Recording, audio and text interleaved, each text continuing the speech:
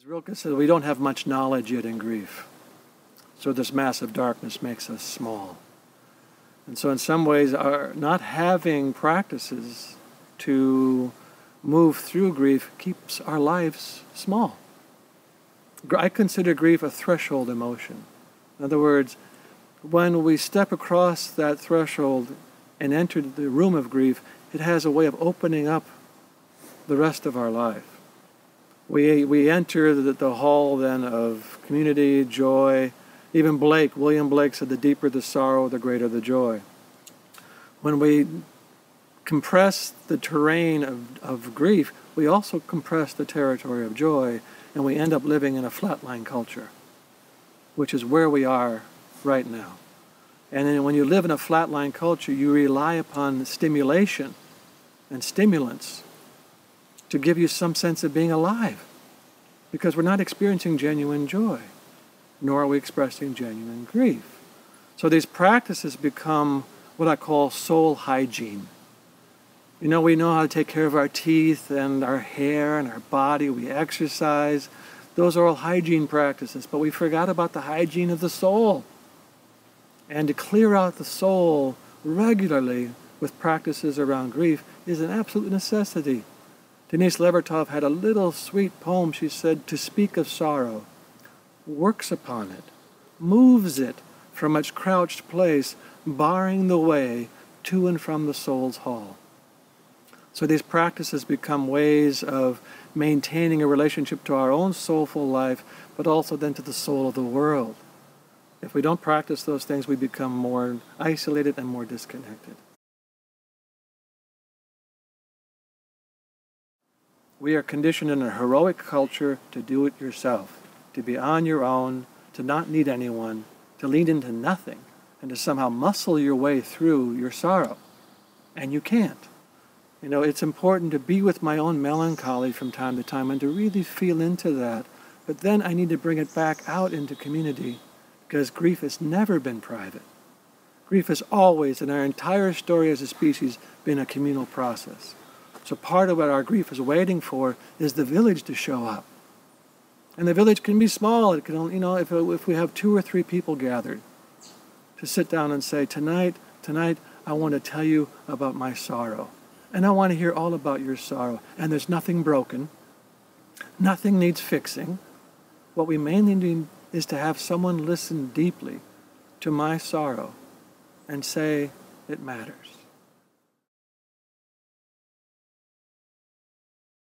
The 5 gates speak to the different tributaries that come into the soul as a consequence of being alive right now in this culture.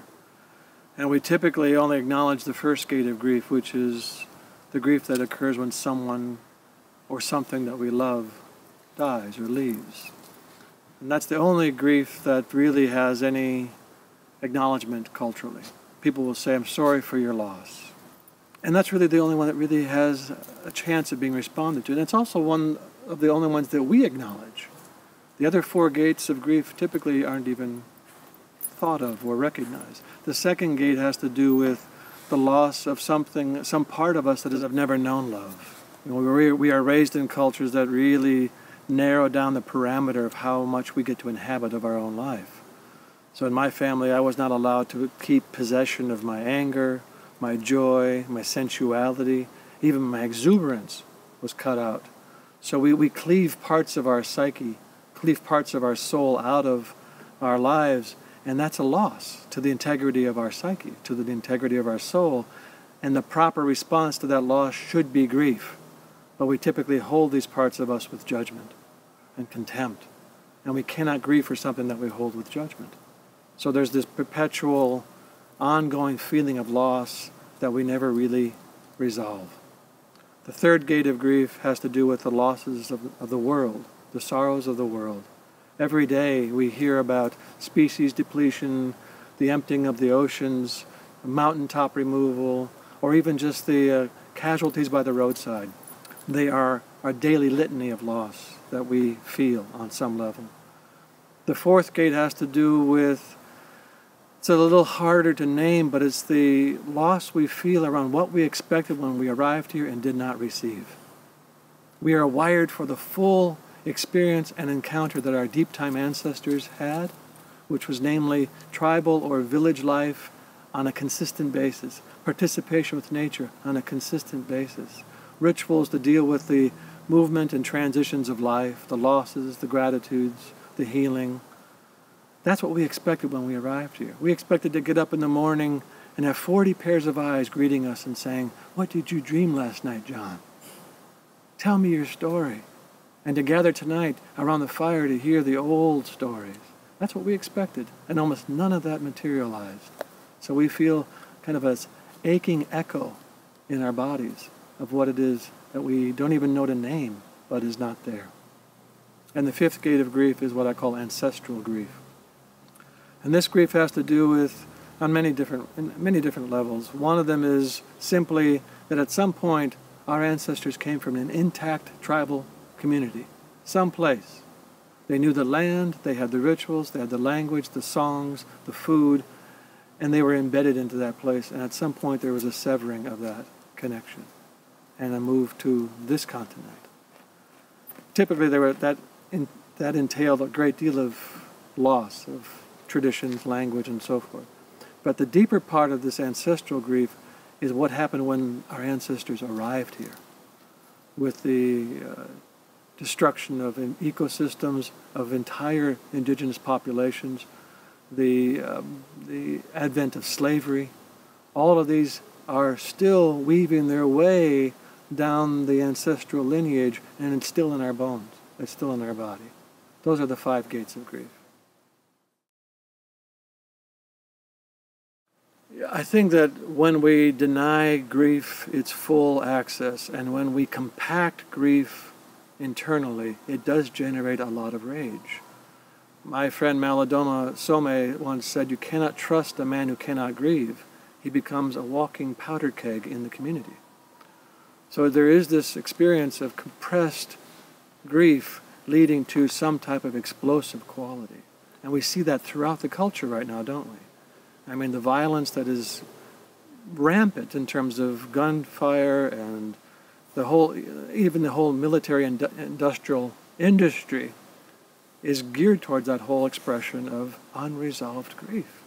I think Martin Prechtel said that all war is unmetabolized grief.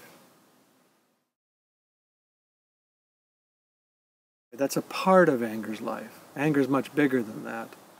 Anger is its own rightful emotion that speaks to boundary and violation and justice and protection. It's a very necessary energy. Jung once said the first impulse to individuation comes through Mars. In other words, the first genuine expression of who I am in this world comes through the god of war. We need that ability to stand. This is where I stand. This is who I am. And I make this declaration. And it comes out of that energy. The thing that we don't typically do is develop it into a martial art.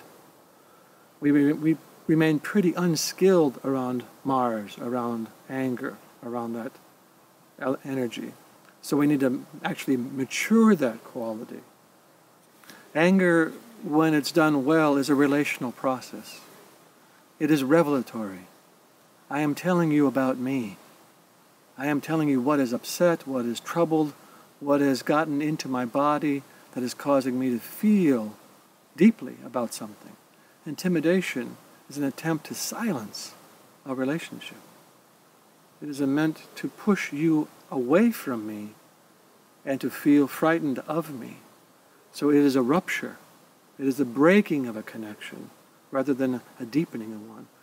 True anger leads to intimacy. It is revelatory, like I tell you. I am telling you something so deep about me. Why I'm angry is because something got to me so much at the heart of who I am. Something I love, something I cherish, something I want to protect has been injured and violated. And so I need to tell you about this so you know me more deeply. Intimidation does just the opposite. It breaks the bond and creates distance and fear. Healthy power, healthy anger is something that serves the greater good, where intimidation tends to serve the narrow interest of either the individual or even the country. We intimidate a lot of countries with our might and our force. But we lose a certain degree of soulfulness in that process of intimidation.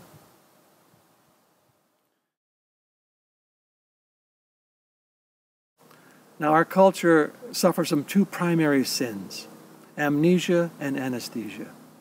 We forget and we go numb. And consequently, the brighter, more scintillating world goes unnoticed. And when that world goes dull, we absolutely lean into secondary satisfactions, entertainment, shopping, addictions of all sorts. But even more pernicious is that we begin to lean on power, wealth, status, rank, privilege. And our culture becomes, by extension, a carrier of secondary satisfactions around empire. Empire is probably one of the most egregious expressions of secondary satisfaction. We always want more. There's no such thing as satisfaction in this culture. We are designed to be unsatisfied chronically by this culture. So we're always hungry for the next thing that comes. And that's, to me, is one of our deepest sources of grief, is that we're never fed true nutrition. I remember speaking to a client of mine one time, and I was describing how we are so used to secondary satisfactions are like drinking sugar and eating dust. And he said, and I started describing the primary satisfactions. He went, protein. I said, yes, that's what sustains us. That's what really gives us a feeling of satisfaction at the soul level. These are the things that the soul absolutely requires to feel alive, to feel engaged in our life. Necessary touch, laughter, condolences and kindnesses in times of sorrow, shared meals, starlit nights that we sit together and tell stories, rituals that mend and tend the whole of our relationships to each other and to the green world around us and to the sacred world. Those are the things that we absolutely require. Otherwise, we are scrambling and trying to fill the hole with whatever we can, and we never achieve the end. If you ask any addict, the more you use the substance, the more you want it. It's as if secondary satisfactions tend to exaggerate their own symptom over time. We want more, we want more, and we want more, and we finally die as a consequence of that addiction.